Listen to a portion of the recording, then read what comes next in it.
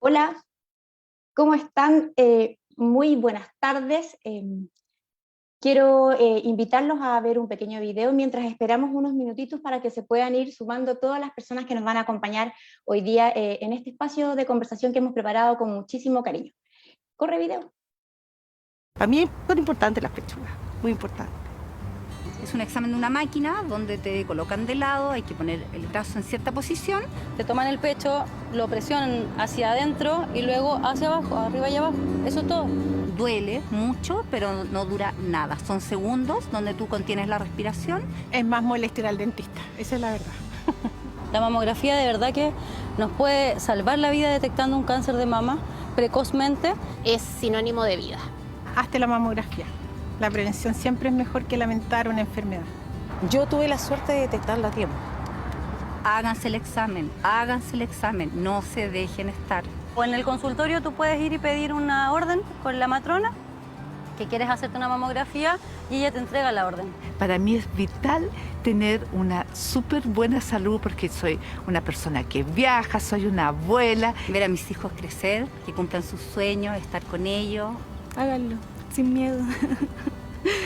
Son tantas las metas todavía que tengo por hacer que para mí de verdad el autocuidado es fundamental. Así que eso.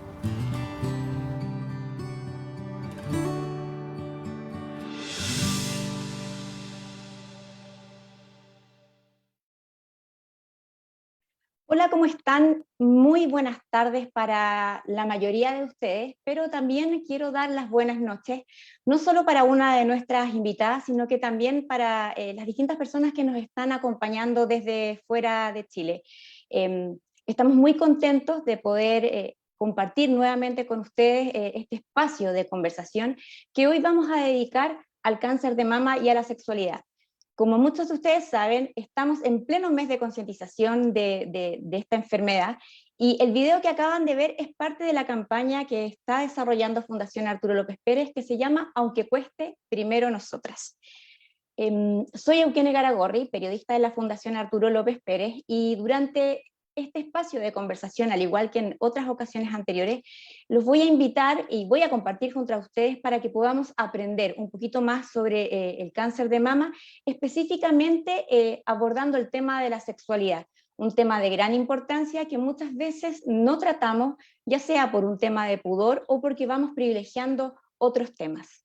Quiero dar la más cordial bienvenida a dos de mis invitadas. Voy a leer esto para no equivocarme. A la primera es a Fátima Castaño. Ella es psicóloga, psicooncóloga y experta en sexología del Hospital MD Anderson Cancer Center, Madrid, España. Hola Fátima, ¿cómo estás? Bienvenida. Buenas noches desde España, buenas tardes a todas las personas que nos escuchan desde Chile. Un placer acompañaros esta noche. El placer también es nosotros de poder contar contigo, Fátima. Muchas gracias. Y también quiero darle la bienvenida a la doctora Isabel Safi. Ella es cirujana oncóloga, especialista en mama de la Fundación Arturo López Pérez. Hola Isabel, ¿cómo estás? Hola Eugene, hola Fátima, buenas tardes. Me imagino que al igual que todas las personas que ya nos están acompañando y que yo también están como muy ansiosas de que empecemos a conversar sobre este importante tema. Sí, Pues a aquí por ello. estamos ansiosas esperando. Les agradecí a ambas la posibilidad de poder contar con ustedes en esta conversación. Voy a volver a insistir en ti, Fátima. Con Isabel trabajamos muchísimo, nos hemos visto muchísimo esta semana viendo temas de cáncer de mama, pero a ti te quiero agradecer no solamente la disposición de haber aceptado participar junto a nosotros de esta conversación, sino también porque sé que has tenido unas semanas y todavía te quedan unos días de mucho trabajo y porque estás conectada, en España son actualmente las 9:05 de la noche, así que estás haciendo un esfuerzo extra, así que muchísimas, muchísimas gracias. Un placer estar con vosotros, de verdad. Como ustedes saben, el cáncer de mama es el tumor más común entre las mujeres del mundo y también primera causa de muerte en muchos países, incluidos en este caso Chile. Anualmente, según proyecciones de Globocan, en Chile se diagnostican más de 5.000 casos de cáncer de mama al año y lamentablemente más de 1.600 mujeres mueren por esta enfermedad. Anteriormente, en otros conversatorios, hemos hablado sobre la patología, un poco los factores de riesgo, también los tratamientos, y como les comentaba hace unos minutos, hoy queremos hablar de un tema especial que es abordar la sexualidad, cómo el cáncer de mama puede afectar la sexualidad tanto de la mujer como también de la relación de pareja. Y para partir, me gustaría preguntarles a las dos abiertamente que nos pudieran explicar un poco qué es lo que deberíamos entender por sexualidad, porque a veces solemos tener como una concepción muy limitada. Isabel, te cedo la palabra. Partimos por la casa. Bueno, lo que yo entiendo por sexualidad es, bueno, es un aspecto central en la vida de las personas, ¿sí? Y para mí la sexualidad son prácticas emocionales y conductuales que finalmente buscan a los seres humanos traer placer sexual. Para mí eso es la sexualidad. No sé si estoy bien, Fátima, o no. Estupendamente, doctora Safi. Bueno, yo complemento, si te parece, intento enriquecer un poco tu definición, que es muy correcta. Bueno, la sexualidad efectivamente es un ámbito central en la vida de todo ser humano, a pesar de que a veces parece que lo tengamos un poco relegado, que nos acompaña desde que nacemos hasta que morimos. Tiene que ver con la manera en la que nosotros vivimos nuestro placer, nuestro erotismo, nuestra fantasía, la manera que tenemos de intercambiar ese placer con otras personas o de vivirlo de forma individual. Tiene que ver con la satisfacción, tiene que ver con la fantasía, como decía, tiene que ver con nuestro cuerpo, con la imaginación, tiene que ver con tantas cosas, con nuestro género, con nuestra identidad, con nuestro sexo, tiene que ver con muchísimas cosas. Es un concepto amplísimo, muy natural, que, como decía, nos acompaña desde nuestro nacimiento hasta nuestra muerte y que también nos acompaña cuando vivimos procesos de enfermedad, como puede ser el cáncer de mama. Entonces, qué bien que estemos hoy aquí hablando de todo esto, un área tan importante para la mayor parte de las personas que conviven con la enfermedad, para todos, que se habla tan poquito en las consultas médicas. Esto ocurre aquí en España, se habla muy poco sobre esto, pero supongo que también ocurre en Chile, ¿no? Sí, de hecho, les agradezco a las dos esta completa como descripción de lo que involucra la sexualidad. Les decía al principio que a veces uno tiende como solamente a reducirla a un ámbito de la vida. Y dada la importancia que ustedes dos mencionan de este tema, me gustaría también preguntarles a ambas por qué ustedes sienten que se habla tan poco de sexualidad. Puede ser por un tema cultural, a lo mejor también por un tema generacional, porque por un lado tenemos, en el caso de las pacientes con cáncer de mama, tenemos a la paciente en sí, pero por otro lado también está la parte más clínica, la parte de los médicos. ¿Sienten ustedes que a lo mejor estamos un poco al debe? Fátima mencionaba que en España también se habla poco de este tema. Bueno, pues me adelanto un poquito, doctora Safi, pues la verdad es que sí que se habla muy poco, como decía antes. Desde mi punto de vista, mi reflexión va un poco hacia que efectivamente hay cierto tabú social todavía al respecto de la sexualidad. Se habla poco y nos sentimos poco cómodos a la hora de manejar estos temas en según qué tesituras o en según qué circunstancias. Efectivamente también el hecho de que los profesionales sanitarios en la mayor parte de las ocasiones no evalúen estos aspectos en consulta, digamos que no validan la existencia de pues, ciertas problemáticas que pueden surgir durante los tratamientos o ciertos cambios. Por tanto, sí que sería positivo que se evaluara. Pero bien es cierto que también cuando diagnostican un cáncer, la mayor parte de las personas ponen como objetivo principal la supervivencia. Por tanto, a veces quedan relegadas a segundo plano o tercer plano o cuarto plano algunas cuestiones tan importantes que tienen que ver con calidad de vida como esta. A pesar de que pueden estar repercutiendo en su vida diaria de forma constante o en su vida de pareja o en su vida personal de vivir la sexualidad. Entonces, una vez que ese sentido de supervivencia, ¿no? Ese alarma por la supervivencia empieza a mermar un poco, empieza a cesar, empiezan a surgir estas necesidades, ¿no? Uno quiere vivir con la enfermedad, uno quiere vivir con los tratamientos, pero quiere vivir con buena calidad de vida también durante la enfermedad, durante los tratamientos, independientemente de la duración que tengan estos. No sé si estás de acuerdo conmigo, doctora Safi, pero creo que hoy aquí hablamos no solo de pacientes que reciben un diagnóstico inicial y que se encuentran con tratamientos iniciales, sino también de pacientes que conviven con la enfermedad a largo plazo. Así que creo que dejamos también un canto a la esperanza, ¿no? Se puede vivir con calidad de vida o intentarlo en diferentes momentos de la enfermedad y con diferentes tipos de diagnóstico. Claro, yo complementando un poco lo que decía Fátima, Yo creo que, bueno, la relación entre el médico y la paciente con cáncer de mama va cambiando a lo largo del tiempo. Sabemos que el cáncer de mama es muy frecuente, que 1 de cada 8 de nosotras va a padecer esta enfermedad, y gracias a Dios los tratamientos en estadios precoces son curativos y por lo tanto las pacientes son sobrevivientes y sobreviven a esta enfermedad y por lo tanto se van a mejorar y entonces empieza como a cambiar la relación. Como decía Fátima al principio, la paciente está enfocada en mejorarse, en curarse y no hay cabida para otros temas, ¿cierto?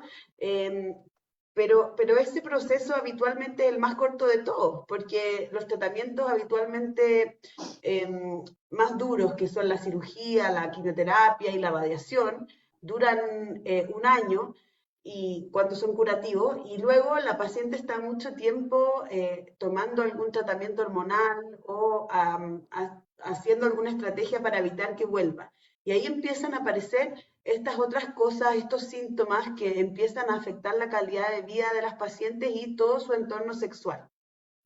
Y ahí la paciente empieza a hacer otro tipo de preguntas. Al principio la pregunta era, doctora, ¿en qué etapa está mi cáncer? Doctora, ¿me va a sacar la mama? ¿Me va a sacar solo el tumor? ¿Cuántos ganglios me va a sacar? ¿Cuánto tiempo voy a estar en radioterapia? ¿Necesito o no quimioterapia? Esas son las preguntas. Y después, cuando ya la paciente sobrevive a esta enfermedad, empiezan a aparecer otras cosas. Nosotros el seguimiento de las pacientes con cáncer de mama es muy largo.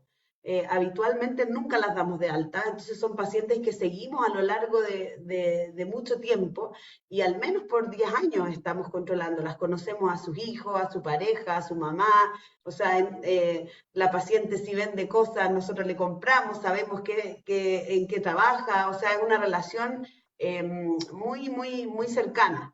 Y ahí empiezan entonces ya también con la confianza, porque decía Fátima también al principio hay como un tabú, una vergüenza.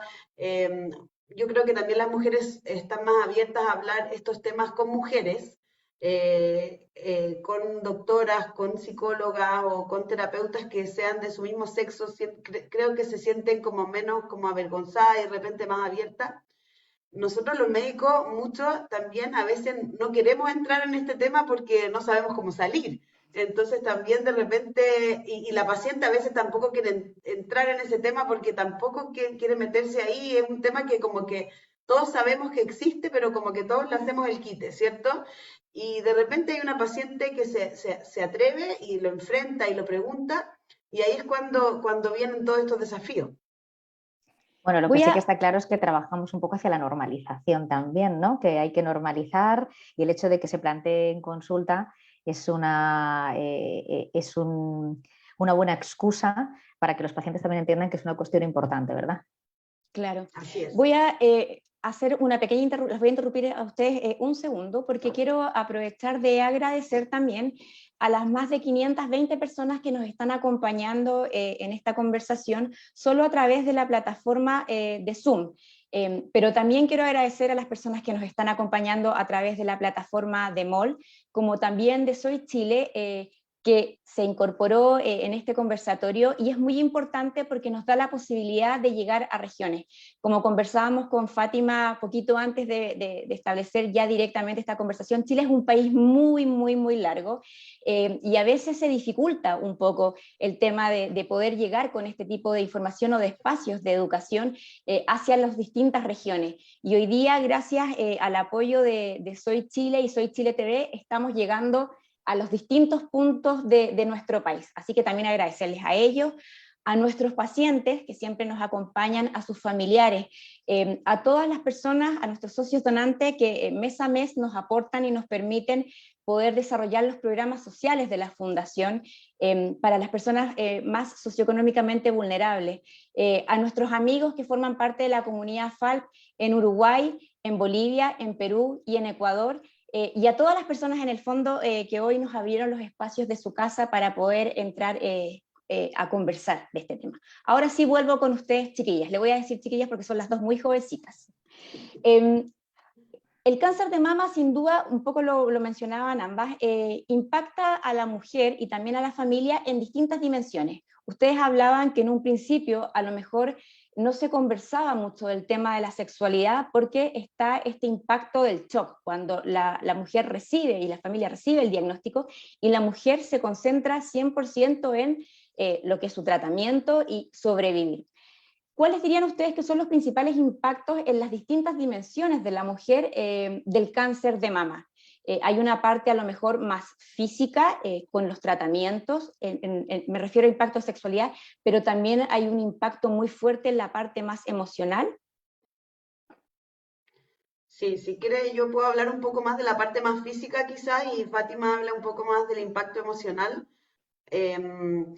Bueno, yo la otra vez te comentaba, Euge, que cuando uno hace un diagnóstico de un cáncer de mama y a la paciente muchas veces uno dice, bueno, tenemos que hacer cirugía y tenemos que hacer quimioterapia, muchas cosas de las que son un elemento para nosotros de sexualidad, de seducción, de confort, de autoestima, se ven alterados. O sea, cuando uno hace una quimioterapia y la mujer pierde su pelo, sus cejas, sus pestañas, las uñas, todas son cosas que nosotros usamos, no directamente quizás ligadas a la sexualidad, pero sí en la seducción, en el coqueteo, en sentirnos seguras, sensuales. Y después más encima yo le digo a la señora, bueno, y voy a tener que extirpar su mama, por ejemplo, que es otro órgano que para nosotras es importante en el ámbito de la sexualidad, del coqueteo, de las sensaciones, de los juegos presexuales y del acto sexual propiamente tal. Y finalmente le voy a decir, bueno, y la puedo reconstruir esa mama, quizás conservar la areola y el pezón, pero la sensibilidad es absolutamente diferente.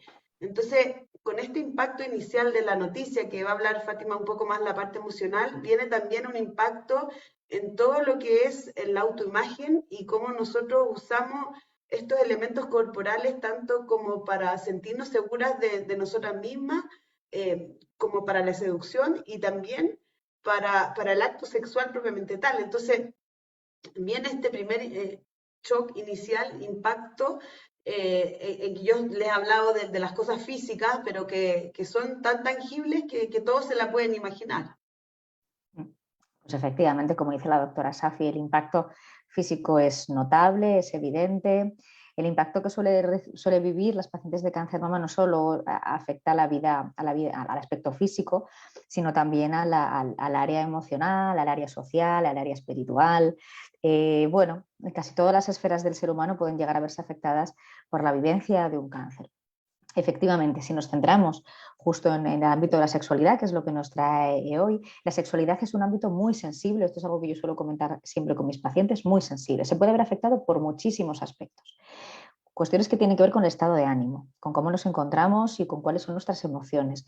Cuestiones funcionales a las que directamente los tratamientos oncológicos activos van a afectar directamente. Cuestiones que tienen que ver con la afectación que los cambios físicos va a tener en nuestra manera de relacionarnos con el cuerpo. Justamente estos apuntes que daba la doctora Safi al respecto de los cambios en nuestras uñas, nuestras cejas, nuestro pelo, nuestro aspecto, afectan directamente a todo eso que nosotros utilizamos para relacionarnos con el otro y a relacionarnos con nosotros mismos. Es decir, es esa imagen que nosotros vemos en el espejo que a veces nos refiere que efectivamente tenemos cáncer, ¿no? El cáncer de mama, pues con los avances, ha hecho que actualmente pues se diagnostique cada vez en estadios más tempranos. Esto hace que no duela, esto hace que a veces no nos lo hayamos notado, por tanto a veces paradójicamente lo que nos hace sentir enfermos son el efecto de los tratamientos, ¿no? Bueno, pues esto se vive de una manera muy intensa y afecta de forma muy intensa a la sexualidad. Si estamos cansados, si tenemos tratamientos sistémicos que están afectando de forma global a nuestro cuerpo, es posible que la apetencia sexual, es posible que el deseo se vea claramente afectado. Y no es que las pacientes tengan culpa de que esto pase, sino que nuestro cuerpo está esforzándose por asumir unos tratamientos que son complejos. Indudablemente también llegan las cirugías. ¿Las cirugías son complejas de asumir para las pacientes? Sí, por supuesto que sí. Algunas, la mayor parte de ellas, por suerte, acaban en tumorectomía, esto es muy buena cosa. Para algunas pacientes estas cirugías son un poquito más intensas y muchas veces hay que extirpar el pecho y hay que adaptarse no solo, pues algunas de las pacientes, a la vivencia sin su pecho, sin su pechuga, como decís vosotros, o también tienen que adaptarse a la vivencia de una reconstrucción. Efectivamente, como dice la doctora Safi, las sensaciones corporales que vienen del pecho, un área absolutamente erotizada para nosotras y para nuestras parejas, ¿vale? Son diferentes, y esto en terapia hay que esforzarse por reeducarlo, por reconstruirlo. Pero efectivamente de inicio, pues esta afectación sensorial, sensitiva, absolutamente existe. Y no solo de lo que proviene del pecho, ¿no? Justamente como decía la doctora Safi también, hay muchos cambios físicos. Nosotros realmente utilizamos todo nuestro cuerpo para relacionarnos sexualmente. Nuestro cabello, nuestras cejas, nuestro aspecto, todo lo utilizamos. Y puede verse afectado, puede haber cambios que pueden hacernos sentir especialmente cómodas con nuestro cuerpo. Y ahí directamente vamos a llegar a la autoestima. Un elemento que absolutamente también utilizamos para relacionarnos en el ámbito sexual. Debemos querernos a nosotras mismas y a partir de ahí darnos la oportunidad también de compartir esa parte que es nuestro cuerpo, es nuestro placer, nuestra manera de disfrutar con la persona que nos acompañe, si es nuestro deseo, ¿no? Y eso también obviamente puede verse afectado. Así que yo creo que de toda esta conversación, doctor Safi, también un poco lo que sale es esta normalización, hablar de todas estas cosas que probablemente la mayor parte de las mujeres que nos estén escuchando viven. A lo mejor no han identificado las causas, ¿no? Y viene bien también un poco que lo charlemos para que puedan encontrar el camino. Vamos a hacer una invitación. Yo sé que algunas ya se han animado, algunas de las mujeres o personas que nos están acompañando. En la parte inferior de la pantalla hay un icono que son como dos nubecitas que estuvieran comunicándose, que es preguntas y respuestas. Queremos invitar a todas las personas que nos estén acompañando y que quieran, que tengan alguna pregunta y que les gustaría que tanto Fátima como Isabel las pudieran orientar, que lo hagan sin ningún problema y nosotros las vamos a ir integrando dentro de la conversación.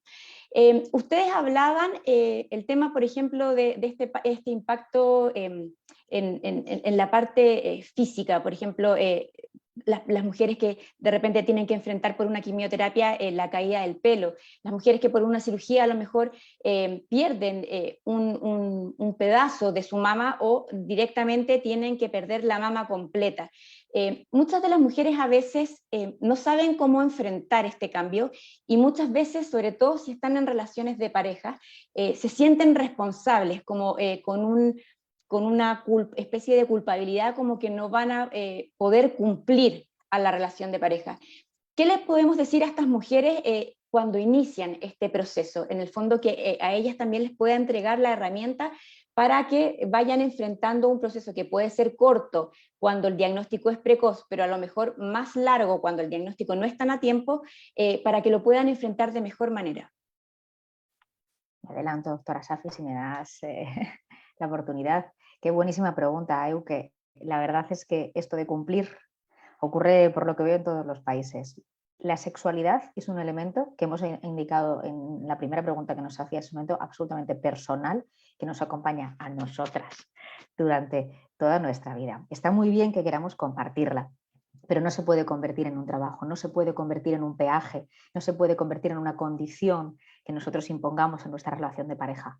Obviamente es un elemento maravilloso a compartir con nuestras parejas, pero ya os adelanto que como sexóloga mi opinión va hacia que el placer parta primero de nosotras mismas y luego que nos ofrezcamos esa posibilidad de compartirlo, que esa satisfacción parta de nosotras mismas, de nuestro autoconocimiento.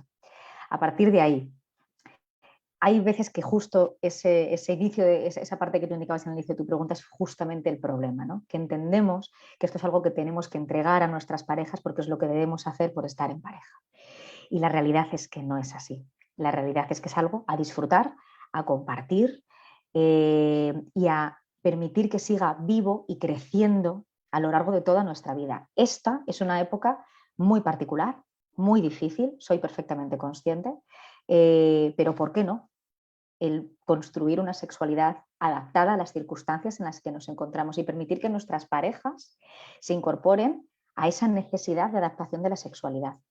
Voy a adentrar, si me permite la doctora Safi, un tema y que me parece muy interesante. Muchas veces me encuentro en consulta muchas mujeres que consultan por problemas en la sexualidad y en la mayoría de los casos tiene que ver con una visión muy reduccionista del concepto de sexualidad.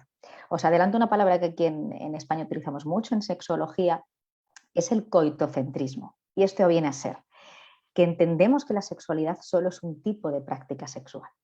Y es una práctica que suele costar mucho, suele generar mucha culpabilidad el no poder realizarlo, cuando en realidad hay muchas otras prácticas que pueden quizá ayudarnos a tener una satisfacción y a sentirnos más adaptadas en diferentes momentos de la enfermedad, que a lo mejor pues el coito pues no es la mejor. Bueno, lanzando un poco temas un poco más técnicos en sexología, que creo que es positivo también que nos vayan escuchando. Isabel, Yo ¿tú quieres? quisiera agregar ahí algo, sí. Bueno, nosotros cuando un tiempo haciendo esto, nos vemos jóvenes, pero llevamos yo creo que muchos años en el tema del cáncer, como que sabemos que no todas las mujeres son iguales. O sea, en el fondo tampoco, o sea, lo que quiero decir ahora es que toda esta terapia y todo este enfoque tiene que ser muy individualizado, porque en el fondo hay mujeres en que el tema de la sexualidad no es un tema y nunca lo va a ser, y en verdad está perfecto. Y otras mujeres en que este tema es fundamental. ¿Ya? O sea, yo tengo pacientes y a nosotros los médicos nos cuesta mucho entender eso, que me dicen, doctora, yo prefiero morirme a que usted me saque la mama. Yo sé que me voy a morir, yo sé que mi mamá está enferma, pero no me quiero morir con mi mamá puesta. Y son cosas que uno como que le cuesta entender como científico, como tratante, eh, pero que tiene que lograr entender lo que está pasando esa persona o qué está pasando por su cabeza, de que para ella un órgano, por ejemplo, es más importante que su vida, porque es un órgano que está enfermo, pero ella no quiere extirpar. El tema de la pareja y de esta culpabilidad, como dice Fátima, yo creo que si ella estuviera en la consulta cuando nosotros le decimos a una paciente, por ejemplo, que hay que mastectomizarla, o sea, que hay que sacar la mama porque el tumor es grande o es multicéntrico o etcétera, y ella le pide permiso al marido para saber, o a la pareja, si es que en verdad estaría bien con él que ella se sacara la mama, y es un shock, o sea, para nosotros que no estamos a caballo ni todo el tiempo hablando de sexualidad, para mí eso ya es un shock, y en verdad pasa, o sea, muchas mujeres miran a la pareja como diciéndole, ¿tú estarías de acuerdo que yo lo haga? Como pidiendo la autorización. Entonces, qué importante es lo que dice Fátima de que la sexualidad primero es con uno y luego compartirla es una decisión, pero que este tema es primero individual y a partir de uno. Yo creo que eso es fundamental, yo creo que nunca lo había escuchado de una manera tan como explícita y clara, y que en el fondo la sexualidad primero tiene que ver con uno y luego de cómo uno la comparte. Y luego agregar que muchas pacientes sienten miedo que del abandono de sus parejas o de que en el fondo este órgano y el pelo y todo lo que pasa va a hacer que su pareja la abandone, la deje, y muchas veces así, lamentablemente que también lo vemos, ¿cierto? Pero probablemente no tiene que ver con el órgano, sino que tiene que ver con otras cosas que están pasando en esa pareja hace mucho tiempo, y la paciente siente que de repente por su cirugía o por su tratamiento se produjo un quiebre en su relación de pareja o en un órgano. Entonces, también yo creo que vamos a hablar de eso un poco más adelante, pero mi intervención era a saber de que todas las mujeres no son iguales, que hay tipos de pacientes muy distintos y que no podemos meter todo también en un casillero como que para todas la sexualidad es importante o para todas no lo es. En el fondo hay que ir viendo finalmente qué necesidades tiene esa paciente. Ya les Pues voy me a preguntar. permites, Eu, Sí, que quiero claro. añadir. Me parece las apreciaciones que ha hecho la doctora Sofía muy acertadas. Es verdad que cada paciente es un mundo y obviamente aquí estamos hablando de una forma muy abierta y muy explícita de todo lo que tiene que ver con la sexualidad, y probablemente profundizaremos un poquito más. Pero los profesionales vamos a intentar siempre abordar a las pacientes, ayudar a las pacientes terapéuticamente desde el respeto profundo a sus creencias, a su manera de vivir, a sus deseos.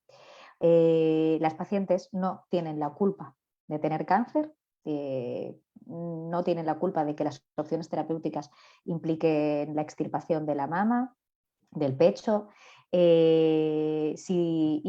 Bueno, lo que yo creo que todos queremos trabajar es un poco hacia la individualidad, hacia reforzar un poco el empoderamiento también un poco de las mujeres en este sentido, para que se puedan sentir dueñas de su cuerpo y también dueñas de sus decisiones y, ¿por qué no?, dueñas de su sexualidad durante el tratamiento.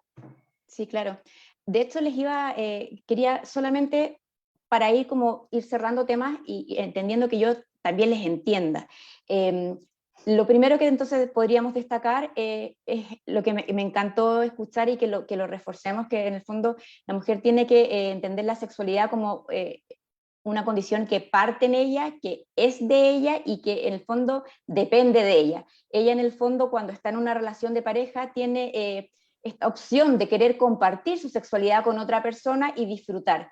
Pero en el caso, por ejemplo, de pacientes de cáncer de mama, ellas están en toda la libertad desde que reciben el diagnóstico y después del proceso de tratamiento de no sentir esta obligación a tener que cumplir. Para las que sientan eso, porque entendí también que lo que decía Isabel, que en cada paciente la situación es diferente, en cada mujer es diferente, pero que se den también el espacio, que se permitan vivir la enfermedad desde el inicio. Si no sienten ganas o sienten que el deseo bajó, no significa que en ellas esté algo mal, sino que es un proceso seguramente normal dentro de la enfermedad y ellas tienen toda la libertad de sentir eso, ¿verdad? Obviamente.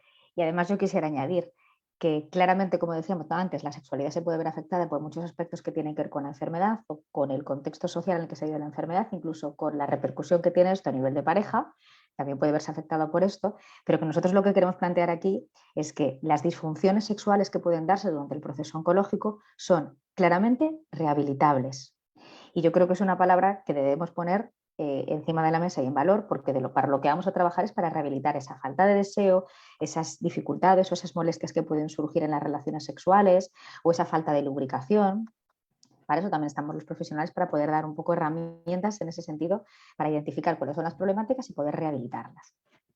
Yo he visto muchas preguntas también acerca de cómo la pareja, qué tiene que hacer la pareja, porque también de repente cuando la mujer está en el tratamiento, como que yo creo que su pareja dice como no voy a incitarla a tener intimidad o algo porque la voy a incomodar, quizás no va a querer, y la mujer o la paciente dice, ay, él no me está buscando porque me encuentra fea, porque no tengo mama, no tengo pelo, entonces se genera como todo como una bola de nieve que finalmente es falta de comunicación, ¿cierto? Como que yo creo que es un elemento fundamental de tomar en cuenta, pero la pareja también siento que de repente se siente tan incómoda porque siente que hacer algo puede ser malo y no hacerlo también, entonces como que se siente como descolocado, yo creo, como que cómo poder orientarlo a qué es lo mejor. De hecho, tú acabas de tocar un tema muy importante que Fátima es como uno de sus pilares de todas las presentaciones, que yo le he visto también parte del libro de sexualidad en cáncer, no solamente en cáncer de mama, que es el tema de la comunicación y que sin duda es un factor muy importante. Tú, Isabel, hace unos segundos hablabas de que te ha tocado en consulta ver a pacientes que de repente se tienen que enfrentar a este proceso de mastectomía y es como que le pidieran permiso a su pareja, como si está bien que lo hagan. ¿Cuál es la importancia de la comunicación? Es importante en el ámbito de la vida en general, pero ¿cuál es la relevancia que tiene en un proceso, por ejemplo, oncológico? Tanto desde la paciente como también desde la pareja. ¿De qué manera puede impactar el tema de la sexualidad, el que haya mejor comunicación o que simplemente no haya? Bueno, pues como decía la doctora Safi, es un elemento fundamental, es una herramienta indispensable. Las parejas de los pacientes normalmente se encuentran en una posición un poco ambigua. Ellos no son los que viven los efectos de los tratamientos, ellos no son los que tienen el diagnóstico, pero ellos sí viven muchas de las repercusiones del cáncer en sus vidas. Cese de proyectos vitales, cambios laborales, cambios familiares, miedos, tristeza, angustia. Viven todo esto las parejas de los pacientes. En la mayor parte de los casos, los cuidadores principales de los pacientes son las parejas. De ahí que es muy importante que les pongamos en valor. Y de hecho, hay estudios que nos hablan al respecto de cómo el aumento de la calidad de vida de los cuidadores principales, las parejas, correlaciona muy intensamente con el aumento de la calidad de vida de las pacientes. Por tanto, son muy importantes. Esto os lo cuento como introducción un poco para poner en valor que las parejas de los pacientes también tengan información sobre los procesos. Como dice la doctora Safi, no se acercan a las pacientes a veces por miedo a dañar. No se acercan a las pacientes porque entienden que a lo mejor no desean tener sexualidad durante esta temporada. Tienen miedo a ver cómo han quedado las cicatrices o tienen miedo de tocar porque duela o porque la sensibilidad sea rara. Esto puede ocurrir a las parejas de los pacientes, pero resulta que algo muy similar puede ocurrir a las pacientes en general, ¿no? Que tienen miedo de mostrar su pecho, tienen miedo de mostrar sus cambios físicos. Yo me he encontrado con muchas pacientes que tienen miedo de mostrarse sin pelo en casa. Y eso es un ejercicio, un esfuerzo muy importante de ocultación también, ¿no? De intentar un poco, entre comillas, disfrazar un poco nuestro aspecto y de mostrarnos diferentes, ¿no? Por miedo al rechazo en muchas ocasiones. Pues sí, efectivamente, la comunicación es un elemento indispensable y el hecho de que nosotros mantengamos una comunicación fluida en la pareja va a favorecer que todas estas creencias, muchas veces infundadas, se diluyan. Las parejas de los pacientes necesitan información, necesitan formación. De hecho, probablemente muchas de las personas que están conectadas sean parejas de pacientes. Y eso es muy bueno, porque romperemos muchos mitos sobre cómo se vive el cáncer de mama y cuáles son las repercusiones normales. Es bueno que también las pacientes entiendan que será bueno incorporarles para que ellos también aprendan. Esto es nuevo para todos. Es nuevo el primer diagnóstico, pero también es nuevo si se continúa y es nuevo si llega otro tratamiento y es nueva la cirugía, todo es nuevo. Entonces ellos también deben incorporarse y aprender de un poco lo que está ocurriendo. De hecho, una recomendación que yo suelo dar mucho a las parejas cuando acuden a consulta con estas circunstancias es que participen en los procesos de cuidado postquirúrgicos, que participen en los procesos de cuidado también corporal de las propias pacientes. Os voy a poner ejemplos. Es muy frecuente que en cirugía, ahora seguramente no me pueda corregir y enriquecer también la doctora Safi, pues bueno, queden cicatrices y después cuando empiezan a estar cerradas se recomienda la utilización de ciertos hidratantes o productos que puedan ayudar a la cicatrización. Qué bueno es que también las parejas de los pacientes se incorporen en la medida del deseo de las pacientes, siempre son las protagonistas, se incorporen para conocer cuál es el resultado de esta cirugía, volver a visualizar el cuerpo de sus mujeres, de sus parejas en su plenitud, participar un poco y quitarse ese miedo, esas falsas creencias al respecto de cómo está el cuerpo, puede ser muy buena cosa. Ahora bien, siempre lo recomiendo de forma progresiva, obviamente, pero con esto lo que vamos a facilitar es que no solo haya comunicación verbal, sino también haya comunicación no verbal. Se normalicen las circunstancias físicas y poco a poco se empieza a reerotizar aquellas áreas corporales que han sido tan dañadas y que sentimos no solo dañadas físicamente, sino también psicológicamente absolutamente dañadas. Hay que volver a darles otro tono. Esa es un poco la idea. Isabel, Safi, no sé si estás de acuerdo.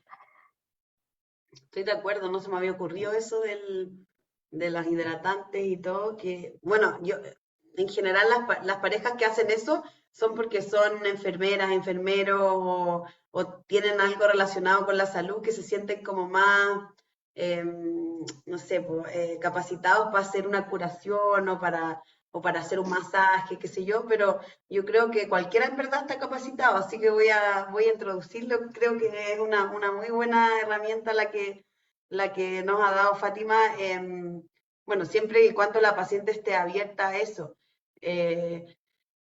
No, yo sigue nomás, Euke, Coincido con todo, con Fátima. Estoy 100% de acuerdo, no puedo estar más de acuerdo. ¿Sienten ustedes desde sus distintas áreas de trabajo que hoy día en general hay un involucramiento en el caso de las parejas desde el inicio de la enfermedad o en general la pareja participa poco desde el inicio del proceso? Porque eso también podría tener un impacto en la misma relación.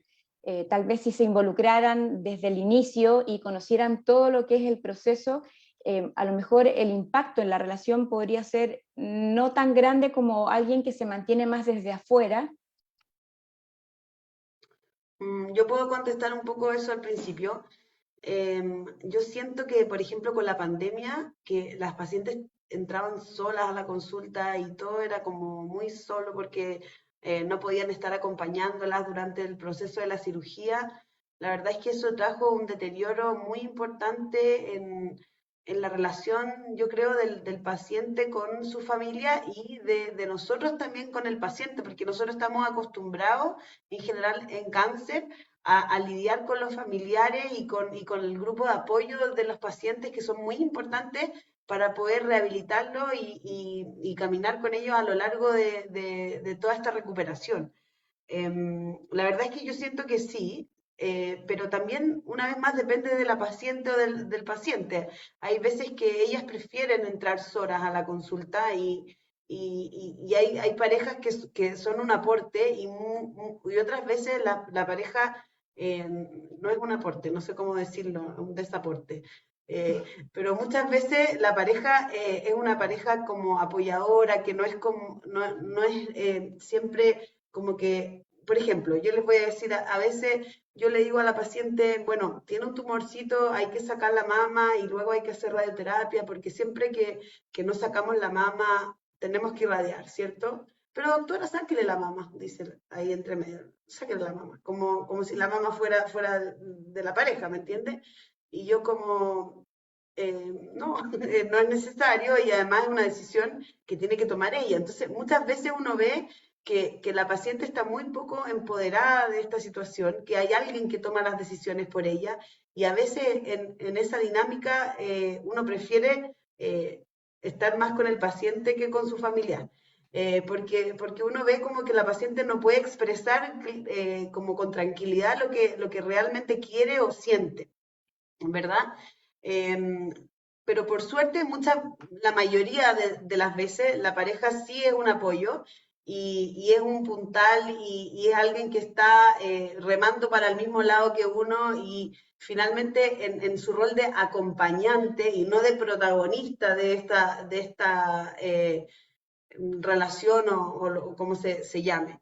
Ya se me olvidó lo que estaba diciendo antes. Bueno, yo hilo, sí, te parece, doctora. Pues estoy de acuerdo, efectivamente. Y creo que la clave es indicar, la pareja puede ser un puntal, puede ser un soporte, pero ¿cómo va a ser un soporte? Desde mi punto de vista, si tiene ganas, lo primero, si tiene ese deseo de dar soporte. Vivimos en sociedades matriarcales, tanto en Chile como en España, creo yo, y al final cuando el cáncer de mama llega a la mujer, no solo llega a la mujer, llega a la familia, a todo el ecosistema de su mujer, de la mujer, ¿no? Es bueno que todos los miembros de la familia tengan cierta información para poder incorporarse en el cuidado, si no es imposible que tengan herramientas y que puedan entender los procesos. Entonces, bueno, de ahí yo quiero darles importancia y quiero dar importancia a que ellos tengan información, pero obviamente las que van a decidir qué información tienen y cómo se le da va a ser las propias pacientes, que son las protagonistas, son las dueñas de la información de su tratamiento, sobre su tratamiento y sobre su enfermedad. Así que sí, efectivamente, la comunicación y el hecho de que tengan información yo creo que es una muy buena herramienta para que ellos puedan adaptarse y conocer. Si no, probablemente nos pasaremos mucho tiempo echándoles en cara que no estuvieron a la altura, pero no tenían las herramientas para poder estarlo, ¿no? Es posible que ocurra que haya personas, como dice el doctor Safi, que no son apoyadores, en este caso, que no dan un gran soporte. En este caso, creo que es muy positivo también por parte de los sanitarios que les ofrezcamos nuevas posibilidades, ¿no? Para que ellas también puedan encontrar otros elementos de soporte que puedan ser de ayuda y también elijan cómo llevar su tratamiento y con quién compartirlo. Si les parece, vamos a empezar a integrar preguntas que nos están enviando a través del hilo que les comenté hace unos segundos. Aquí nos dicen, desde el 2017 sufrí una mastectomía mama derecha por cáncer y desde ahí estoy tomando tamoxifeno, son 10 años. Desde 2017 se me quitaron las ganas y deseo sexual.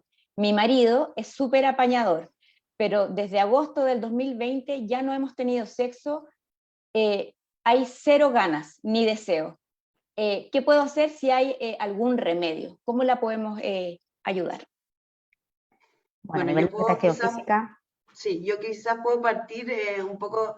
Yo soy ginecóloga primero antes que cirujana de mama, así que igual tengo algunos conocimientos generales. Primero decir que no solo el cáncer quita el deseo sexual de la mujer. Hay montones de factores emocionales, psicológicos, hormonales y un montón de cosas que pueden afectar. Entonces, las mujeres siempre tendemos a echarle la culpa a algo. O sea, estoy gorda porque tengo un problema de la tiroides. O me duele la cabeza porque me tomé este medicamento. Pero siempre el problema es como de algo puntual. Uno trata de buscar el culpable. Hablar un poco de la hormonoterapia yo creo que es importante. Esta paciente está con tamoxifeno, como para un poco ilustrar a la gente que nos está escuchando y no sabe. Uno de los grandes como puntales del tratamiento del cáncer de mama es el tratamiento endocrino o la hormonoterapia, como nosotros decimos, que lo que hace es bajar los niveles de estrógeno circulante. El 70% aproximadamente de los cánceres de mama son hormonosensibles, o sea, como yo le digo a las pacientes, se alimentan de hormonas y el tumor crece a partir de este estímulo hormonal. Entonces, bajar el nivel circulante de hormonas nos ayuda a tratar el cáncer y a prevenir que el cáncer vuelva. Muchas veces el cáncer de mama vuelve y a veces vuelve tardíamente, 10, 15, 20 años después. Y la literatura y la ciencia nos ha dicho que prolongar estos tratamientos hormonales, antes usábamos 5 años de tamoxifeno en cánceres invasores y hoy día estamos extendiendo el tratamiento hormonal hacia 10 años porque eso ha demostrado disminuir aún más las recurrencias. Y estos tratamientos hormonales tienen efectos secundarios que en el fondo son síntomas menopáusicos, ¿ya? Mientras más joven la paciente, más síntomas puede tener porque es una paciente que está en edad fértil, que tiene mucho estrógeno circulante y de repente abruptamente caen los estrógenos, ¿cierto? Entonces puede haber sequedad vaginal que en general se traduce en lo que nosotros llamamos dispareunia o dolor en la penetración y en la relación sexual. Eso yo creo que después lo vamos a abordar, pero eso se puede trabajar, yo después les puedo comentar algunas estrategias. También puede provocar baja de líbido y bochornos, que son estos calores como sobre todo desde el cuello hacia arriba, como espontáneo, y a veces son molestos porque hacen que la mujer tenga que cambiarse de ropa durante la noche muchas veces, y lamentablemente el tratamiento más efectivo para los bochornos y esas cosas son las hormonas, cosas que no podemos dar, porque en el fondo sería como echarle leña al fuego, digo yo. Entonces, hay estrategias que vamos a comentar un poco más adelante de cómo tratar esto. El deseo sexual yo creo que ahí lo va a tener que a abordar un poco mejor Fátima, porque la verdad es que yo creo que la libido y el deseo sexual, o sea, como estas ganas de tener actividad sexual antes de estar mismo en el acto sexual, yo creo que tienen que ver también con una esfera más psicológica y no solo física, ¿cierto? Pues efectivamente, doctora Safi. Hay una parte biológica muy importante y una parte del tratamiento oncológico que tiene que ver con el tratamiento endocrino y hormonal, que es muy importante, que profundamente puede afectar al área sexual, puede afectar al deseo, puede afectar a la lubricación. Primero me gustaría contaros un poco cómo funcionan las etapas del ciclo sexual humano para que entendamos un poco en qué áreas, ¿no?, puede verse afectado. La primera etapa por la que pasamos es esa etapa de deseo, en la que nos incitamos, aumenta nuestra imaginación al respecto de la relación sexual o de nuestra sexualidad y aumenta pues, esa libido de la que justamente la doctora Safi hablamos. Posteriormente se iniciaría esa etapa de excitación en la que corporalmente empezamos a notar ciertos cambios que aumentan la tensión sexual y estos son esos momentos en los que empieza esa lubricación femenina, en los que notamos mayor calor, mayor tensión corporal, mayor acercamiento. Bueno, pues son esos momentos. Pasamos por una fase de meseta en la que normalmente se mantiene o incluso aumenta esta tensión sexual, esta excitación, hasta que normalmente pues se suele llegar a la fase de orgasmo, aunque no siempre, y se pasa por una fase refractaria. Contado esto, efectivamente, el deseo es la primera fase, es cuando empezamos a pensar en sexualidad o a tener algún cambio corporal que nos hace sentir. Y que a las mujeres yo creo que nos cuesta más que los hombres, ¿cierto? Como por una cosa de género. Bueno, yo la verdad es que creo que es algo cultural y social, sinceramente. ¿Sí? Yo sinceramente no creo que haya tantas diferencias fisiológicas entre hombres y mujeres, creo que es una cuestión de cómo vivimos. Históricamente hemos vivido la sexualidad de las mujeres y cómo históricamente la han vivido los hombres. muy históricamente muy represiva la sexualidad vivida en las mujeres y mucho menos represiva para los hombres, desde mi punto de vista. Entonces, justamente lo que contaba la doctora Sofía es muy interesante porque claro que puede haberse afectado, pero la sexualidad no son solo estrógenos, por suerte, no son solo estrógenos. La sexualidad está absolutamente en nuestro cerebro. Por tanto, hay que trabajar esa manera en la que nosotros nos acercamos a la sexualidad. Efectivamente va a existir una disminución en la lubricación, es una cuestión funcional que vamos a tener que tener en cuenta y es muy posible que ocurra. Seguramente la doctora Safi nos dará alguna recomendación para esto. Es posible que ocurran disfunciones funcionales, como puede ser la disminución en la elasticidad por estos cambios hormonales, en la elasticidad vaginal. Es posible, pero también seguro que vamos a encontrar maneras de solucionarlo. Pero fundamentalmente de lo que nos está hablando esta participante tiene que ver con el deseo del no me apetece, no me acerco a. A veces las preguntas que les hacía en consulta tienen que ver con cómo era su sexualidad anteriormente. Su sexualidad era satisfactoria, había una variedad de actividad sexual que le resultaba llamativa, que le apetecía antes, o ya esta inapetencia venía de antes de todo esto. Bueno, a veces ocurre, ¿no? Las últimas relaciones sexuales que han tenido han sido satisfactorias.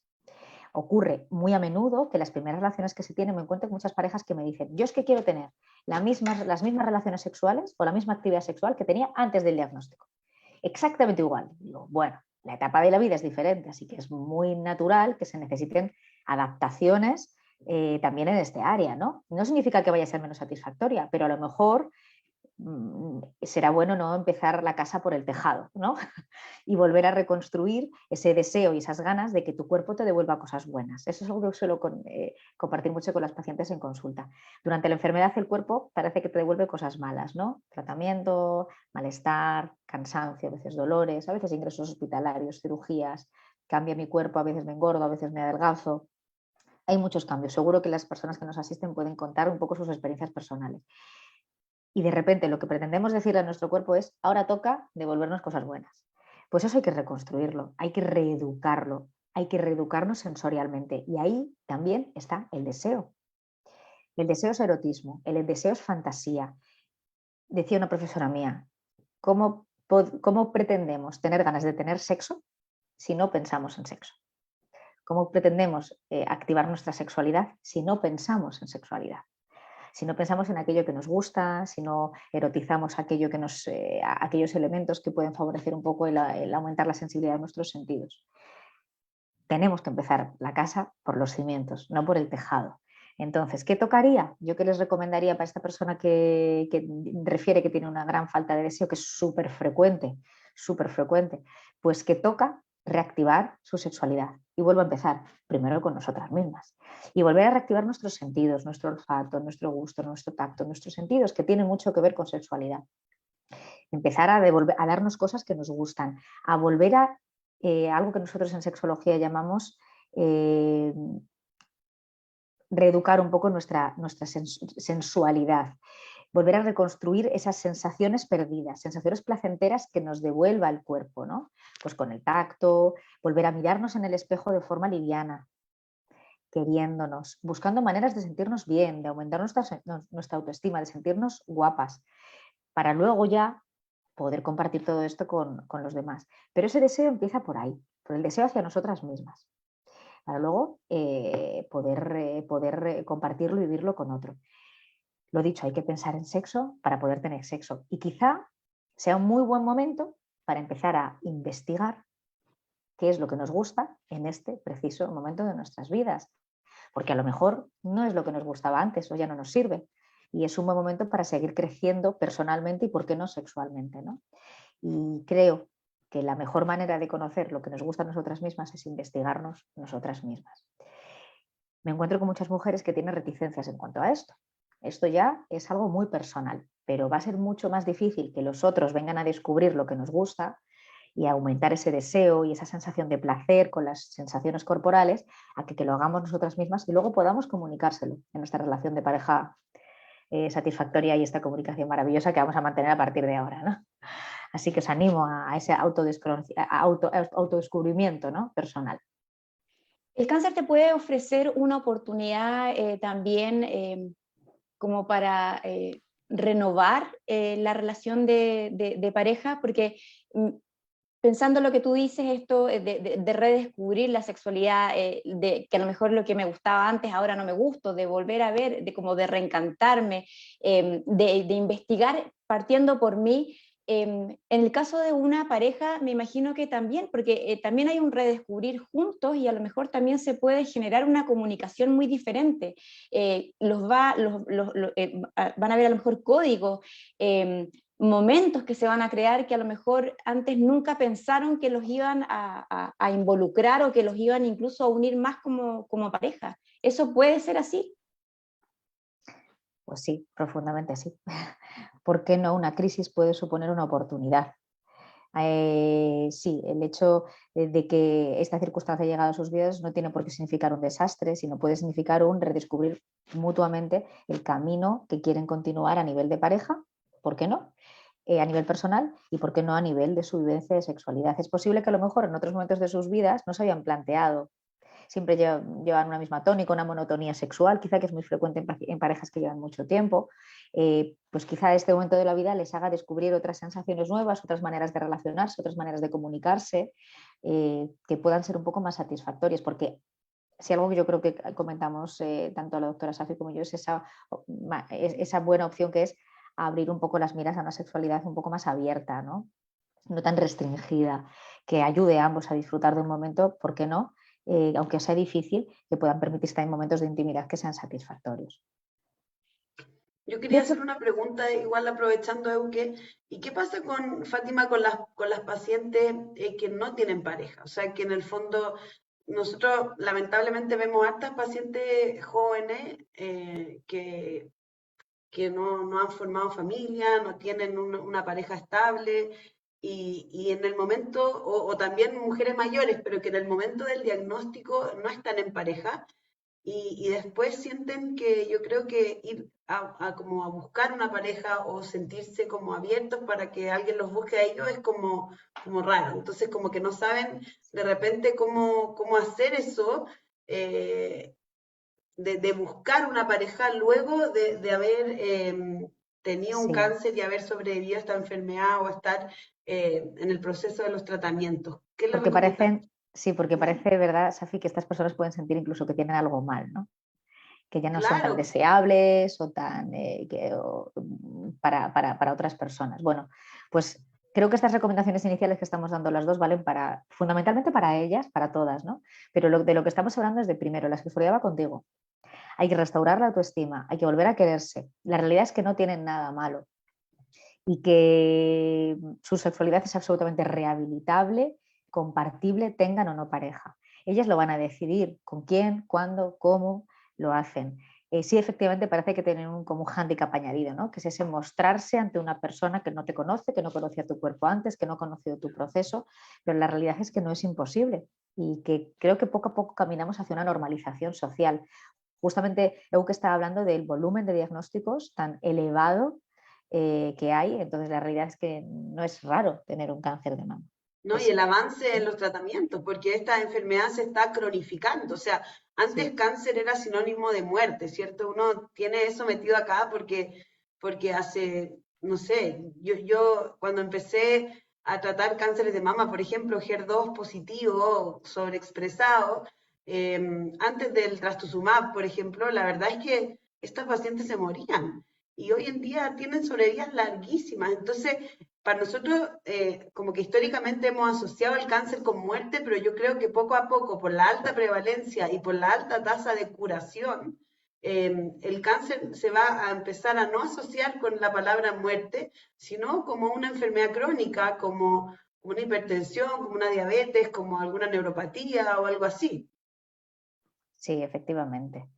Yo quería añadir también, pues bueno, en este proceso de compartir con otras personas, creo que es importante que las mujeres entiendan que por haber tenido cáncer no son cáncer, son mucho más.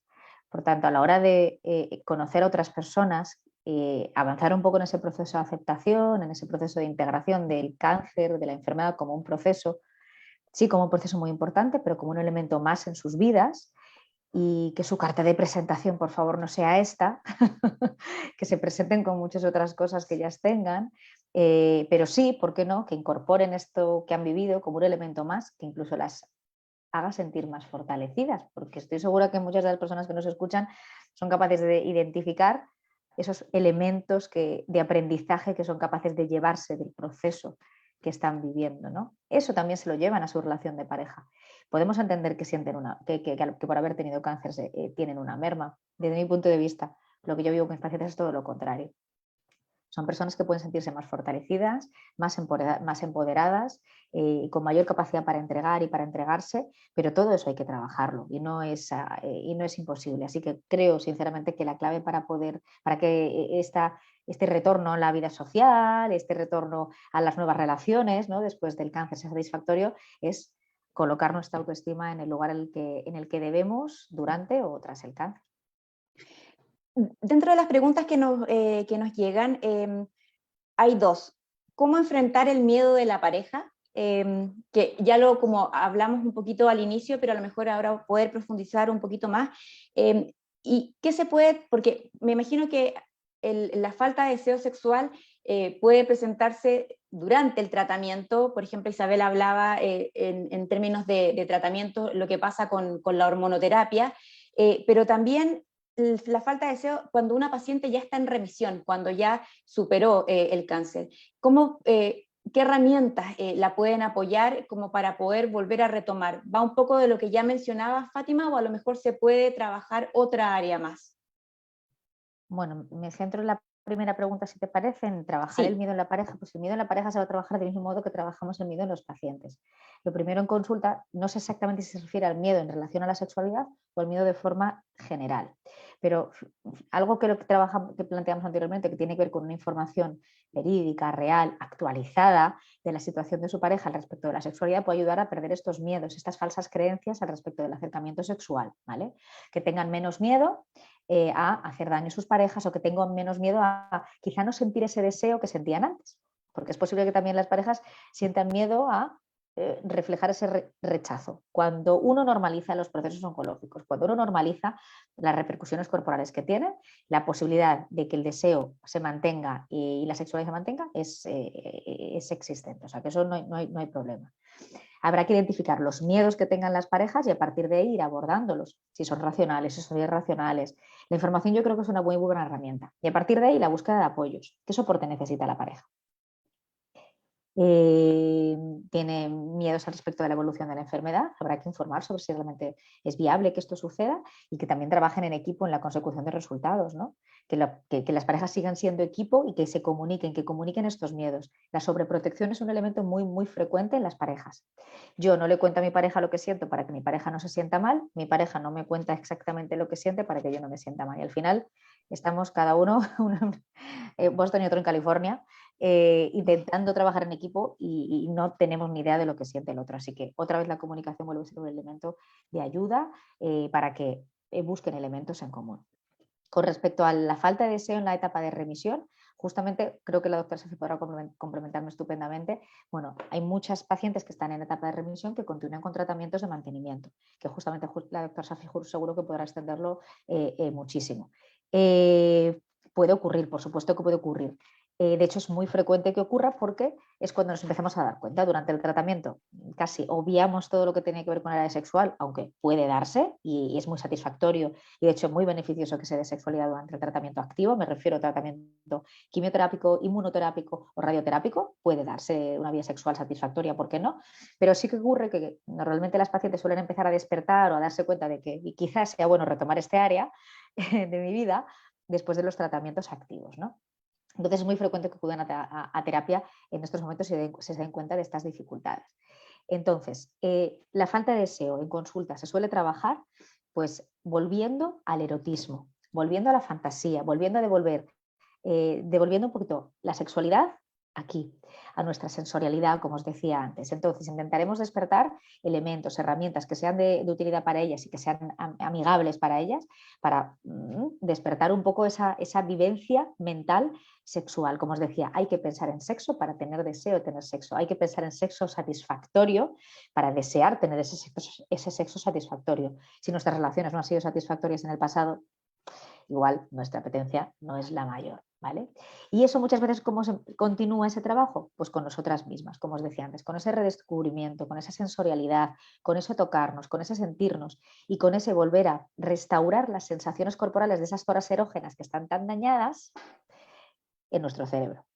Esto pasa por, os decía antes, incorporar al marido con las cremitas, que está muy bien, como idea, cuando se pueda y cuando estén las cicatrices bien tratadas, como también incorporarlas yo y hacer de ese momento de autoconocimiento también un momento sensorial, erótico para nosotras mismas, que volvamos a mostrarle a nuestro cerebro que la zona quirúrgica, la zona tratada, sigue estando ahí, sigue devolviéndonos sensaciones buenas. No querría dejar de hablar también de las mujeres con cáncer de mama que también a su vez reciben tratamientos quirúrgicos en algunas ocasiones ginecológicos, es decir, que atacan directamente a su genitalidad. Bueno, pues vamos a trabajar un poco en el mismo sentido, hay que reerotizar todo nuestro cuerpo, ¿vale? Perfecto. Aquí hay otra pregunta. Nos preguntan, valga la redundancia, si la menopausia suele ser transitoria en el caso como de tratamiento de cáncer. Tiene 30 años la paciente que nos está preguntando y si esto puede afectar la fertilidad. Bueno, la menopausia en general en mujeres de 30 años la produce la quimioterapia, ¿ya? La quimioterapia, yo siempre lo digo, mata todas las células que se reproducen rápido, ¿ya? Y no discrimina cuáles son cuáles, por lo tanto se te cae el pelo, las uñas, la ceja, la médula ósea, todas las células que se replican rápido igual que el tumor son un target o un blanco para la quimioterapia. Las mujeres jóvenes habitualmente, bueno, y depende de la droga que uno use, cuánta falla ovárica va a producir. La quimioterapia en mama, sobre todo las antraciclinas, pueden provocar un daño ovárico permanente y dejar a esa mujer menopáusica. Pero mientras más cerca esté de los 40 años, más permanente es. En general, hay solamente un 20% de las mujeres de alrededor de 30 años que quedan en una menopausia permanente luego de la quimioterapia. O sea, el ovario vuelve luego a producir ovocitos y a ciclar de manera normal, ¿ya? Pero sí durante la quimioterapia, en general, las mujeres caen en una menopausia transitoria. De hecho, ellas pueden ver que no menstruan, ¿ya? Y en general durante la quimioterapia las mujeres no menstruan, pero hay mujeres jóvenes, por ejemplo, que pueden menstruar durante toda la quimioterapia y luego quedar menstruando.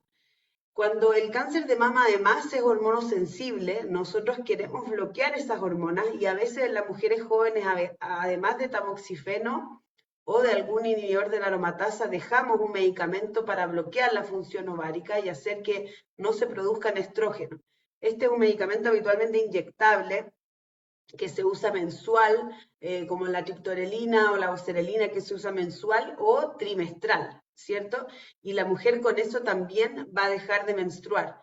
Pero nosotros buscamos obviamente que estos efectos sean transitorios. Cuando creemos que hay riesgo de que estos efectos sean permanentes, por ejemplo, y la mujer no ha completado su paridad o quisiera tener hijos después de los tratamientos, nosotros antes de iniciar la quimioterapia o todas estas cosas que pudieran provocar una falla ovárica permanente, hacemos una consulta de oncofertilidad y hacemos preservación ovárica o lo que necesite esa mujer para permitirles tener hijos en un futuro. Otra cosa que también es importante, las mujeres tienen, sobre todo las mujeres jóvenes, y que está bien relacionado con la sexualidad en la mujer, es el miedo al embarazo, porque también un embarazo en estas circunstancias no es algo que uno busque y algo que quiere prevenir, y la forma más conocida para nosotros de prevenir un embarazo es tomando anticonceptivos, usando anticonceptivos hormonales, cosa que las mujeres no pueden usar. Y cuando retornan un poco a la sexualidad y están sin regla o reglas irregulares y no saben finalmente si tienen o no riesgo de embarazo, también eso puede afectar en la negativa en el fondo de tener relaciones sexuales por miedo a quedar embarazada y por no saber cómo protegerse o cuidarse. Entonces, me gustaría quedarme un segundito ahí y decirle que una mujer que ha tenido cáncer de mama no puede usar anticonceptivos hormonales y no se lo vamos a recomendar nunca, pero existen algunos otros métodos no hormonales para prevenir un embarazo, como es el preservativo. El preservativo hay que usarlo bien, yo siempre recalco eso. El preservativo es un muy buen método anticonceptivo, pero hay que usarlo bien usado. No voy a indagar en eso ahora, pero todos saben que en el fondo no tiene que haber contacto con los genitales antes de ponerse el preservativo.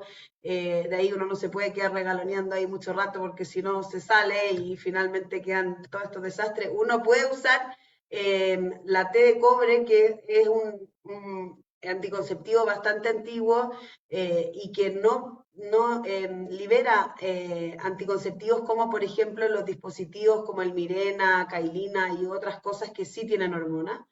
Y siempre está la opción de una esterilización tubaria o una vasectomía en el caso de la pareja. Gracias, Isabel. Fátima, esta es una pregunta para ti, absolutamente dirigida. Nos comentan, justamente por cómo se ve el cáncer con susto, en el proceso de conocer una pareja al terminar el tratamiento, cómo manejar el tema del cáncer, cómo plantearlo de manera que no se asuste o lo haga correr a esa persona. Pregunta porque sabe de casos en que ha preferido no contarlo de su cáncer desde el inicio. Difícil tema. Sí, difícil tema. Justo antes narrábamos algo parecido, ¿no? ¿Por qué entendemos que esa persona que vamos a conocer no ha tenido experiencias con el cáncer? Eso es una creencia personal.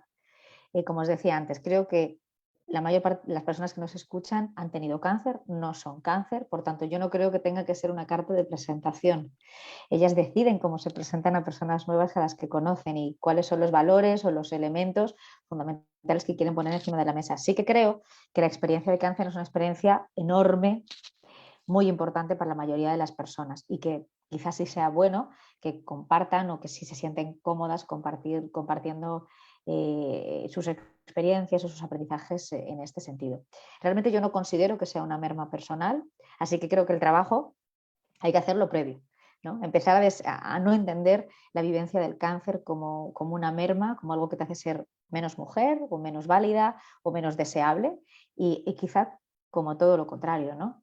Mostrarte como eres. Por eso también hay una parte de autoaceptación, de aumento de la autoestima, de integrar el cáncer en tu vida como un elemento más fortalecedor, si es posible, para poder mostrarlo también de esta manera, ¿no? Qué importante es mostrarnos atractivos, ¿no? Y mostrar que nuestra historia es buena, a pesar de que haya tenido dificultades, porque hemos sacado aprendizaje de todo esto, ¿no? Así que al final creo que hay un trabajo personal. Hay muchas creencias de esa persona que nos están escuchando y que nos escribe sobre cómo reaccionan las demás. Y yo lo que tengo claro es que no todo el mundo reacciona de la misma manera. Que hayan tenido cáncer no significa que lo vuelvan a tener. Que hayan tenido cáncer no significa que a partir de ahí sus vidas tengan que quedar marcadas y mermadas a partir del cáncer. Estoy segura de que muchas personas tenemos mucho que compartir y que la vivencia del cáncer nos puede hacer incluso tener algo más que poder compartir con personas nuevas a las que nos quieran acompañar en este camino. Y en el caso de que esto no sea así, tengo la sensación de que esa no es la persona, ¿eh? También, como que pase de largo. Sí, debemos hacernos un poco autónomas. Y si esa no es la persona, darnos la oportunidad. Mira, nos ha dado elementos suficientes como para darnos la oportunidad de elegir a otra.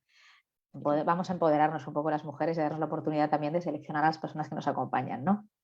Era lo que tú decías hace unos instantes atrás, que en el fondo una mujer que atraviesa por un cáncer de mama, por ejemplo, es mucho más que un cáncer de mama. Esa no es su carta de presentación, es una mujer tremendamente, que tiene una fortaleza que a lo mejor la persona que está conociendo también le interesaría descubrir. Que ha vivido muchas cosas, entonces es como centrarse no solamente en la enfermedad, porque eso no la marca, no la define definitivamente como mujer, sino que otras cosas. Si les parece, me gustaría que hiciéramos como para ordenarnos un poquito, porque también era algo de lo que venía hablando Isabel, un poco entender en los distintos momentos del cáncer cuál va a ser el impacto que va a tener en la paciente concretamente y cómo poder enfrentar eso o con qué herramientas. Por ejemplo, Isabel, tú hablabas de terapias hormonales, está el tema de la cirugía, Fátima también hablaba del tema de replantearse, de ver la autoestima. Entonces, si nos podemos ordenar un poquito y ir orientando a las personas que nos están acompañando, ¿qué deberíamos, cómo podríamos trabajar esa área o qué herramientas les podríamos entregar? Por ejemplo, partiendo desde el diagnóstico. Isabel. Bueno, yo creo que primero, o sea, la primera, yo creo que tenemos que sacar como highlights o como en el fondo cosas, mensajes, ¿cierto?, de esta reunión. Yo creo que lo primero es que cada mujer es única y cada proceso es único y no tenemos que encasillar ahí a todo el mundo en el mismo proceso. Luego, yo creo que en general el diagnóstico y la etapa del tratamiento es un shock inicial y las pacientes de repente no están muy preocupadas y no están muy abiertas a tratar este tema de la sexualidad porque todavía es algo como que está ocurriendo en agudo, ¿cierto? Yo siento, no sé si Fátima está de acuerdo conmigo, pero que estos temas empiezan a aparecer un poquito más adelante cuando el tema de la muerte y del miedo se ven superados. O sea, es como, en el fondo, yo igual lo ejemplifico así, tener un cáncer de repente es como encontrarse con un león y uno está preocupada de escaparse del león, pues eso es lo que estamos haciendo, y mientras estamos corriendo no estamos preocupados de la sexualidad porque queremos escaparnos del león. Entonces, en el fondo tenemos que primero perderlo de vista y luego enfocarnos en esto. Esto en general, ya. Siempre voy a estar hablando en general porque hay casos y casos, ¿ya? Pero luego, entonces, empieza a aparecer durante la etapa más del seguimiento y de la remisión, empiezan a aparecer estos otros temas porque las pacientes sobreviven, ¿ya? O sea, el cáncer de mama es un cáncer muy frecuente, lo que decía Fátima de que una pareja va a decir que yo tuve cáncer de mama o no, 1 de cada 8, o sea, si esa pareja no tiene una mamá, un hermano, una prima, una amiga o alguien con cáncer de mama, eso es raro, porque todos vamos a conocer a alguien cercano de nuestro círculo que haya padecido esta enfermedad. Entonces, sacar el mito de que el cáncer mata, esta enfermedad habitualmente la diagnosticamos por suerte en etapas precoces y uno sobrevive y es sobreviviente de este cáncer por mucho tiempo. Y este tema empieza a aparecer entonces más adelante. Yo creo que como esas cosas dejaría claras. Y luego los mensajes de Fátima los voy a decir yo porque así se ve como que en verdad llegaron a la gente. Aprendiste. El tema de sí, yo creo. A ver, déjenme decirlo a ver si lo entendí bien. Pero el tema de la sexualidad primero pasa por uno mismo, ¿cierto?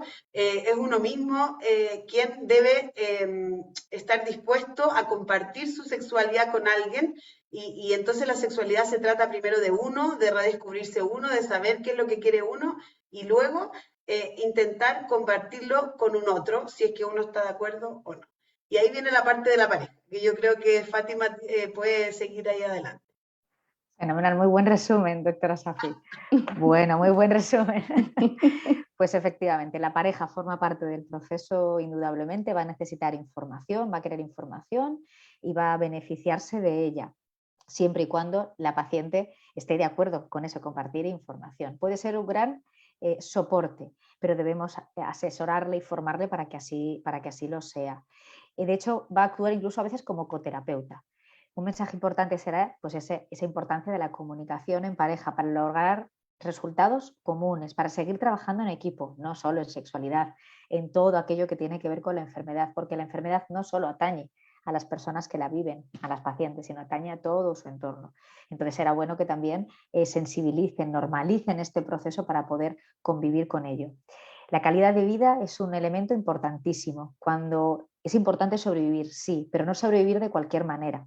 Y la sexualidad es un elemento que psicológicamente tiene una importancia muy grande, porque nos hace sentir que nuestro cuerpo de repente también puede devolvernos cosas buenas, pero tenemos que darle la oportunidad de que lo haga y tenemos que redescubrir la manera en la que tiene de hacerlo. Y eso, como decía la doctora Safi, siempre pasa por nosotras mismas. Así que si hoy acabamos este ratito que hemos estado juntas hablando de empoderamiento femenino, hablamos hablando de redescubrir nuestros cuerpos, hablamos de querernos, de cuidarnos y de reforzar nuestra autoestima y de que el cáncer no solo es un elemento que puede llegar a mermarnos, sino que es un elemento que incluso puede llegar a aportarnos muchísimos aprendizajes. Vamos a intentar descubrirlos, ¿no? Eso yo creo que puede ser una buena idea. Una pregunta, nos consultaron alguna forma de trabajar el tema de la lubricación, Isabel. Un dato. Perfecto.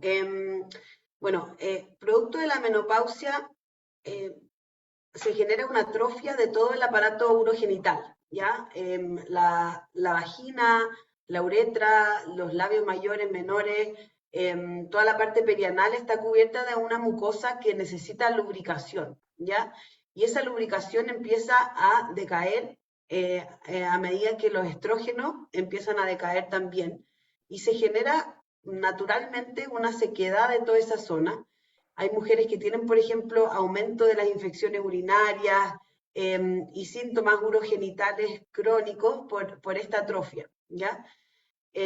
Nosotros habitualmente, las mujeres sin cáncer, tratamos esta atrofia vaginal, ya sea con estrógenos locales, ¿ya? Que pueden ser en forma de cremas o de óvulos, o con estrógenos orales, ¿ya? O a veces transdérmicos, hay estrógenos que se ponen a través de la piel. Vuelvo a repetir, nuestras pacientes sobrevivientes de cánceres de mama, hayan tenido un cáncer hormonosensible o no hormonosensible, triple negativo, HER2, no tiene indicación de hormonoterapia porque esto podría empeorar su pronóstico oncológico, ¿ya? Entonces existen algunas estrategias que no son las comúnmente usadas para lubricar esta zona, ¿ya? Existen geles de policarbofilo que no tienen hormona y que logran lubricar esta zona, pero lo importante cuando uno los usa es usarlos todos los días, ¿ya? Estos geles lubricantes no se usan como cuando uno está en el acto sexual, como un lubricante que uno está acostumbrado a usar, que se aplica solamente durante el acto sexual. Estos geles se tienen que usar diariamente como un medicamento que uno toma para la presión y obviamente la parte de la adherencia es la mala, porque las mujeres se dejan de poner este gel porque mancha el calzón, porque es incómodo, etc. Pero una mujer que quiere en el fondo mejorar su lubricación es una mujer que tiene que ponerse estos geles sin hormona durante todos los días. A veces nosotros usamos por muy poco tiempo, algún gel de promestrieno, por ejemplo, que es un estradiol que se supone que se absorbe muy poquito, pero por tiempo acotado en algunas mujeres donde estos síntomas son muy, muy importantes, ¿ya? Y órgano que no se usa, se atrofia. Por lo tanto, es importante tener actividad sexual, porque o si no, en el fondo esto es como algo que uno está haciendo, pero no está estimulando esta mucosa vaginal ni teniendo actividad sexual para que esto vuelva a tener más elasticidad y en el fondo duelan y molesten menos las relaciones sexuales.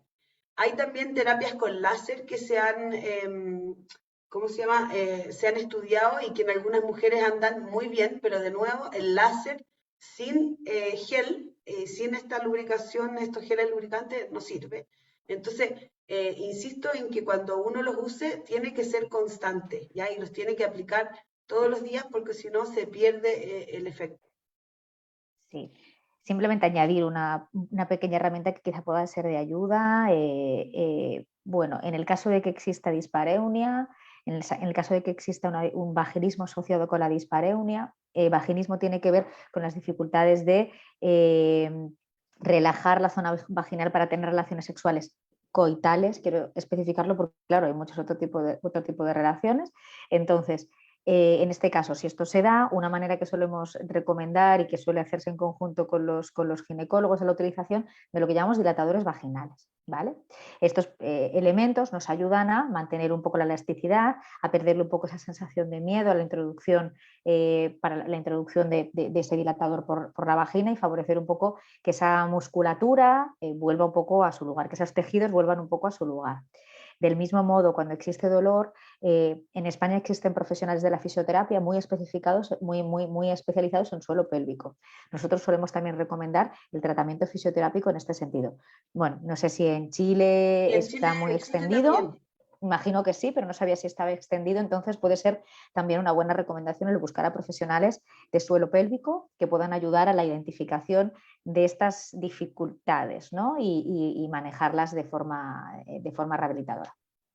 Fátima, quiero hacerte una pregunta, esto desde desde el absoluto desconocimiento y a lo mejor interpretando a algunas de las personas que nos estén acompañando que tampoco sepan, cuando te refieres a dispareunia, ¿de qué estás hablando? Sí, perdón, justo lo había citado Isabel antes y pensaba que está explicado. Dispareunia tiene que ver con la percepción de dolor durante las relaciones sexuales. Ah, perfecto. Con la percepción de molestia durante las relaciones sexuales. Esto a veces suele asociarse con tengo miedo a tener relaciones sexuales y a veces se asocia con ese vaginismo, con esa dificultad para relajar la vagina a la hora de tener relaciones sexuales. Perfecto, muchas gracias por la aclaración. Espérame, que me acaban también de enviar otra pregunta. Nos comentan, yo tengo cáncer, mi mujer tiene miedo de realizarse la mamografía. ¿Cómo lograr que cambie de opinión? Por el miedo a realizarse la mamografía. Bueno, realmente no todas las mamografías, de hecho la menor parte de las mamografías llevan a un diagnóstico oncológico. Esto es importante. Pero ocurre muy frecuentemente que se genera como cierta sensación de inseguridad a la hora de realizar los exámenes médicos. Creo que hay que hacer una reconversión, porque estas pruebas médicas que se hacen de forma sistemática, de cribado para poder determinar de forma precoz el cáncer de mama o cualquier otra patología, son elementos que nos aportan seguridad, o así que deberían ser, ¿no? Entonces creo que es importante darle una vuelta a esa manera que tiene de concebir esta persona esta mamografía para entenderla como un elemento que le aporta seguridad. No es un elemento que vaya a hacerle diagnóstico en cáncer más, sino que va a garantizar que su salud esté en las mejores condiciones y que en el caso de detectar cualquier elemento nocivo se va a detectar con la mayor prontitud. Por tanto, siempre los tratamientos van a ser mejores. Así que bueno, darle una vuelta un poco a la visión que tiene y entenderlo como un elemento que aporta confianza y seguridad. No sé qué opinas, Isabel.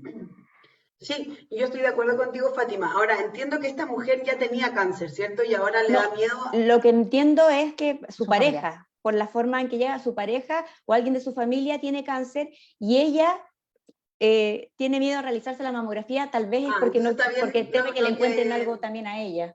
Sí. Lo que entendió Fátima. Pero también quería abordar el tema de los controles en las pacientes que ya tuvieron cáncer. Siempre da miedo, pues eso es normal. Volver al lugar donde te dieron una mala noticia, volver a hacerte exámenes que te recuerdan cosas que en el fondo fueron un impacto para ti. Entonces, también normalizar un poco de que es como lo común que uno sienta cierta ansiedad, cierto miedo a realizarse exámenes o chequeos por las cosas que uno pueda encontrar, pero como decía Fátima, y reforzar eso, lo que estamos buscando es un diagnóstico precoz, ¿ya? El cáncer de mama es difícil de prevenir, ¿ya? Porque tenemos algunos factores de riesgo, como es la obesidad, como es la exposición a estrógenos, como son mutaciones de alto riesgo, como son lesiones premalignas, pero más que prevenir, nosotros siempre insistimos en la detección precoz, porque es difícil evitar que a uno le dé, pero cuando a uno le da y lo diagnosticamos temprano, tiene unas altas tasas de curación, sobre el 90% de estos cánceres son curables. Entonces, perderle un poco el miedo a realizarse el examen y sí tener miedo de tocarse algo y que sea tarde. Entonces, en el fondo, hacerse un examen cuando uno no tiene síntomas, significa probablemente que si nos diagnostican algo, estemos súper, mega, ultra a tiempo. Pregunta, ¿la falta de lubricación y el dolor en el acto sexual termina en algún momento? Acaba de llegar. Lo que pasa es que si uno no hace nada y esa mujer está menopáusica, probablemente no termine. Hay que ocuparse de que ese síntoma y esas molestias pasen, y para eso existen un montón de estrategias, como las que conversaba Fátima y que conversaba yo, acerca de usar geles lubricantes sin, ojalá, estrógeno, hacer terapia de piso pélvico, hacer terapias con láser. Hay un montón de cosas que se pueden hacer. La terapia de piso pélvico va un poco más asociada al vaginismo, que es cuando este dolor en la relación sexual provoca una contracción de la musculatura pelviana y hace que se cierre más la vagina aún, y eso es como un círculo vicioso, porque duele más.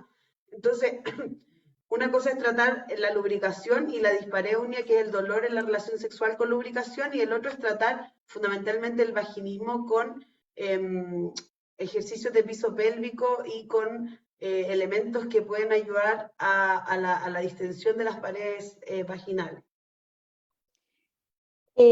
Fátima Castaño, psicóloga, psico-oncóloga y experta en sexualidad del Hospital MD Anderson Cancer Center de Madrid, España, y Isabel Safi, cirujana oncóloga de la Fundación Arturo López Pérez.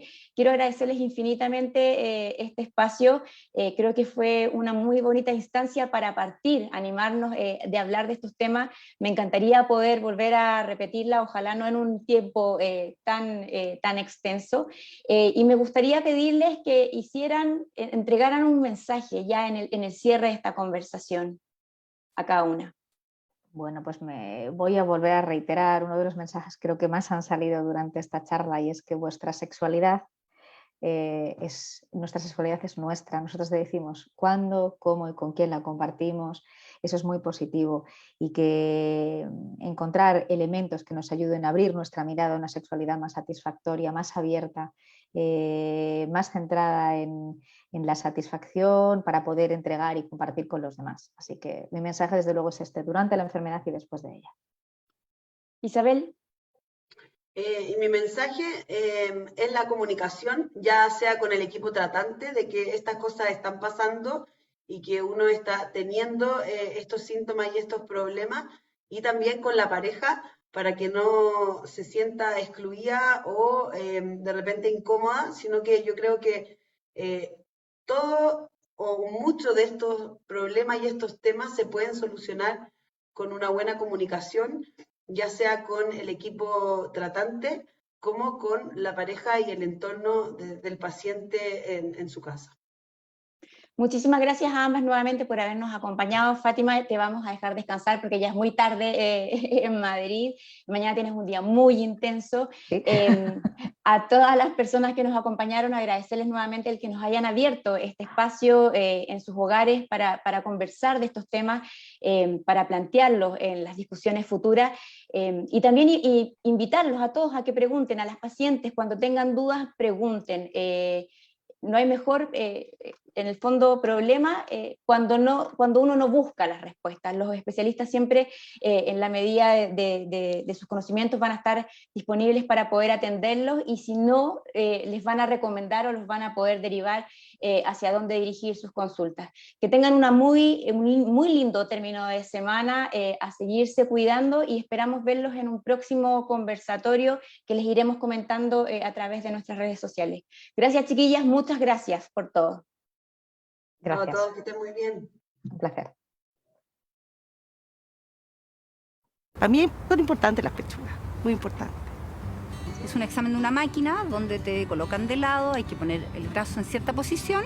Te toman el pecho, lo presionan hacia adentro y luego hacia abajo, arriba y abajo. Eso es todo. Duele mucho, pero no dura nada. Son segundos donde tú contienes la respiración. Es más molesto ir al dentista, esa es la verdad. La mamografía de verdad que nos puede salvar la vida detectando un cáncer de mama precozmente. Es sinónimo de vida. Hazte la mamografía. La prevención siempre es mejor que lamentar una enfermedad. Yo tuve la suerte de detectarla a tiempo. Háganse el examen, no se dejen estar. O en el consultorio tú puedes ir y pedir una orden con la matrona que quieres hacerte una mamografía y ella te entrega la orden. Para mí es vital tener una súper buena salud, porque soy una persona que viaja, soy una abuela. Ver a mis hijos crecer, que cumplan sus sueños, estar con ellos. Háganlo, sin miedo. Son tantas las metas todavía que tengo por hacer, que para mí de verdad el autocuidado es fundamental. Así que eso.